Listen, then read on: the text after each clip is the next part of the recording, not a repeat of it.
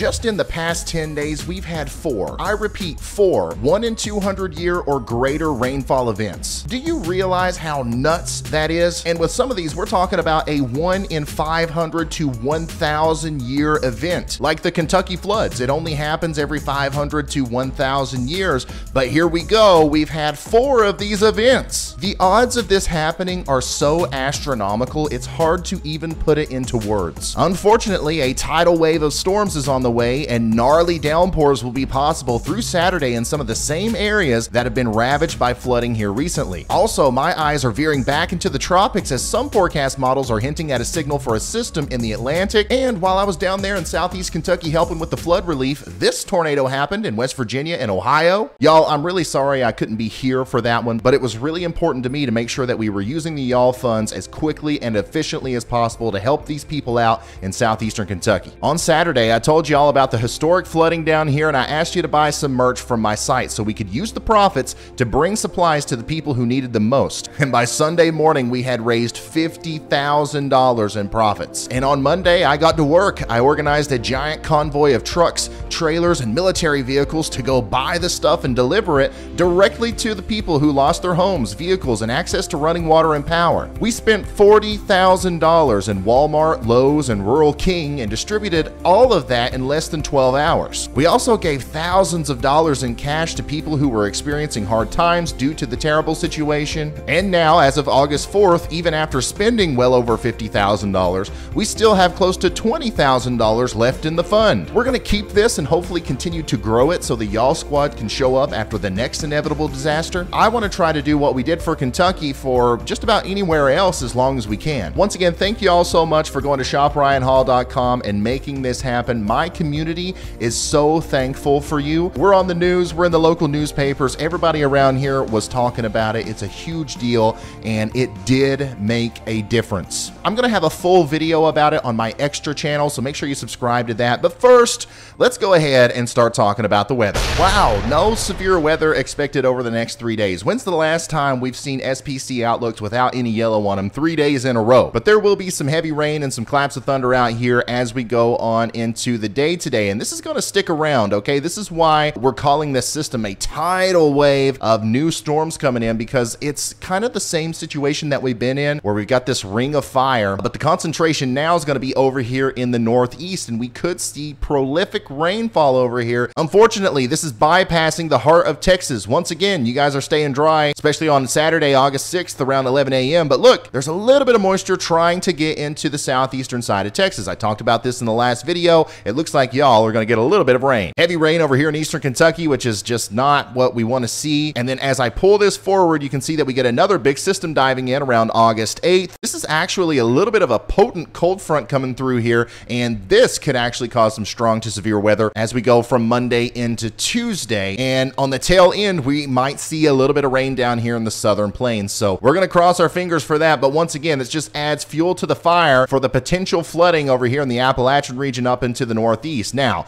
once we get past Friday, things really start to dry out for a lot of people, okay? That cold front's going to suppress the convection down to the south. This isn't necessarily good for Texas, but it'll cool off a little bit. But a lot of us back here that have been experiencing the flooding in Missouri, Illinois, down into Tennessee, Kentucky, we are going to finally get a break in the pattern where we're going to have some pretty favorable weather. If we look at the total precipitation over the next 10 days or so, you can see the bullseye is Kentucky and the Ohio River Valley. We're also looking at that possibility increasing up into West Virginia and into the mountains of Pennsylvania as well. And then there's going to be a good streak of rain from Wisconsin all the way up into Quebec and southern portions of Ontario. The monsoonal energy is still here, and flash flooding will be possible from California, Nevada, all the way into the Four Corners regions. But once again, central Texas, a lot of northern California up into Oregon, you guys are high and dry. Some places that need the rain are seeing it though, okay? You can see isolated pockets of maybe 1 to 2 inches of rain in places like Kansas, Nebraska, in northwestern portions of Nevada. Like, this is good news. This is overall good. Now, we're talking a lot about rain, but we're also going to see thunderstorms throughout this entire pattern. Even though the next 3 days we don't have any elevated outlooks from the Storm Prediction Center,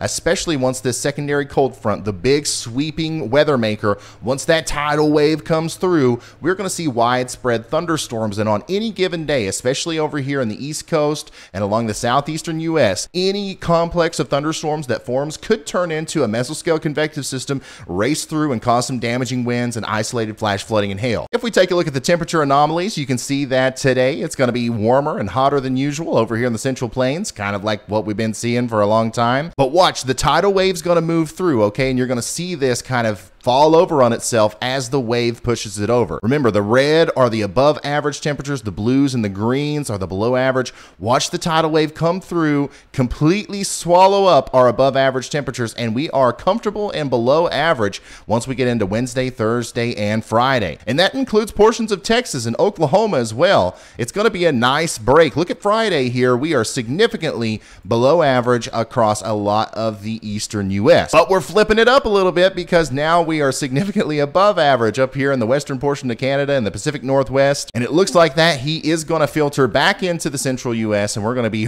right back where we started with the heat. But the good news is that this moving around of air masses is going to lead to more precipitation, which is what we want over here. Now, there are some places in the Midwest that don't want it, like southern Illinois, who saw over a foot of rain in 24 hours Monday night through Thursday morning. And areas south of Newton, Illinois recorded 14 inches of rain in only 12 hours. This is one of those 1 in 200 year events. The National Weather Service in Lincoln received 20 reports of flooding and 30,000 customers lost power near Evansville. Some did not have electricity restored until late Wednesday. So it's little mesoscale accidents like that can happen at a moment's notice during the summer, and the models a lot of times don't predict them very well, okay? So it's good to be hyper weather aware at any time during the summer whenever we have these convective bands of storms floating around. Forecasting them is hard, so maybe the only way sometimes you're going to be able to know what's going on is by nowcasting and looking at what's going on right now. And in order to do that, you have to have a good radar app, okay? You have to have Radar Omega, guys. I don't know how many times I've told you all this.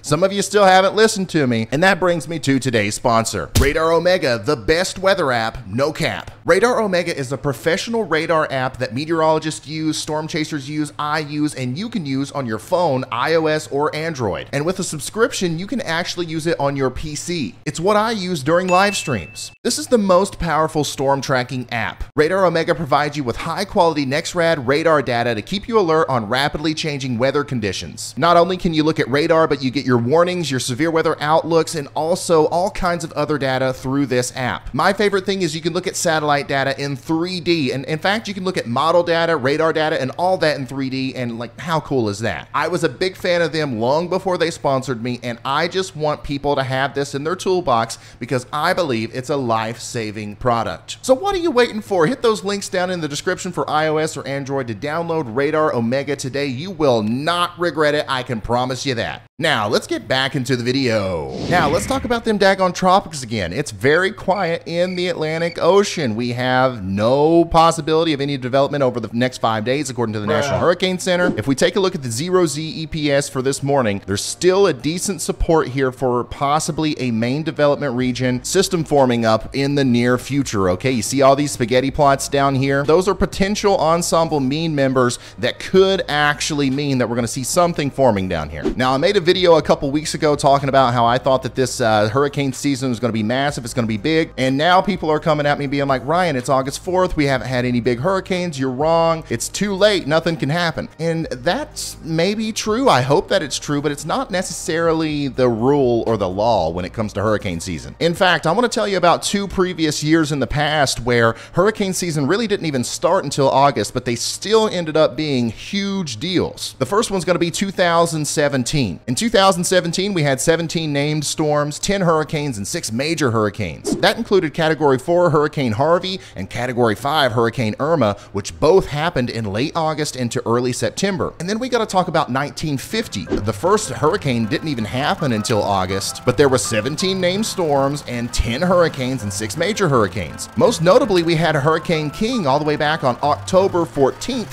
which was a Category 4 making landfall in Florida, causing over $300 million in damage. Now, the GFS still doesn't have anything going on out here, okay? I like to look at this model, the deterministic runs, to see if there's any sort of sign of anything going on, and right now, there's nothing. Now, it is important to pay more attention to ensembles at this point, but the current deterministic run of the GFS shows a pretty tame flow down here. No formation of any cyclones, but there's not a lot of wind shear, and obviously the sea surface temperatures are warm, so this is an environment that could produce or promote the growth of cyclonic formation. And of course, we have to look at the dust as well. And like I've been saying, it is finally calming down a little bit. We still have another plume coming off of Africa, but the overall amount of dust that's coming off of Africa right now is less than what it was 2 weeks ago. And I continue to believe that that's going to be the trend as we go forward. And a quick update on the sea surface temperatures out there will tell you the same story that I've been telling this whole time. The waters are absolutely warm out there. The Gulf of Mexico is anomalously warm.